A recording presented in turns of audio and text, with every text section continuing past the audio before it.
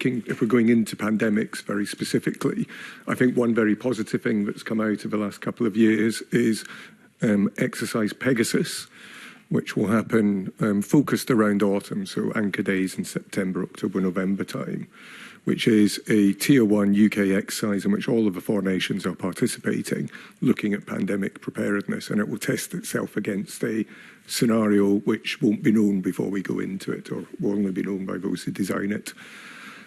For me, I think that's a really good opportunity for Scotland to test how it would try and structure itself. And I think there's two things I think about the pandemic flu plan from 2011, which structured quite a lot of what we did in COVID, actually. I don't think it wasn't fundamental to how we designed it, but nor was it abandoned. It creaked and it didn't work, and people have said why.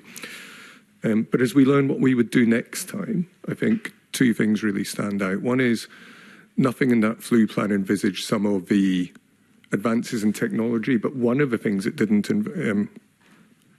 envisage was the use of non-pharmaceutical interventions.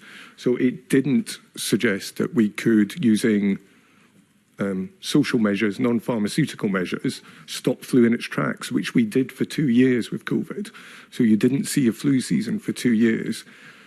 Now, whether or not we would reach for that again, I don't know, but some of the impacts of flu are so horrific. A pandemic flu which is felt primarily in young people would be a genuinely terrifying prospect, way beyond the fatality rates potentially that we saw with COVID. So thinking through how we would make those decisions is really important.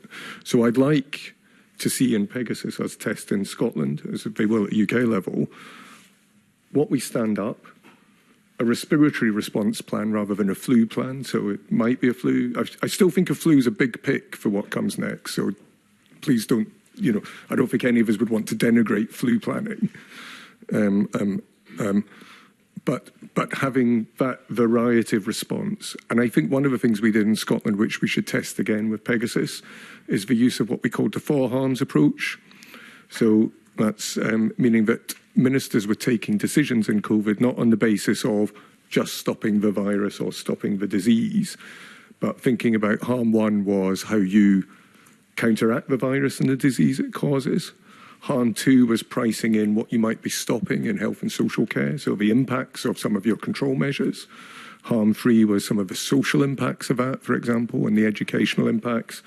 And harm four was the economic impacts. And that ability to try and make decisions across the full range of the impacts you're having immediately and in the future, I think we need to be testing and putting into our decision-making framework. So that all feels to me like things that we will have in place and test.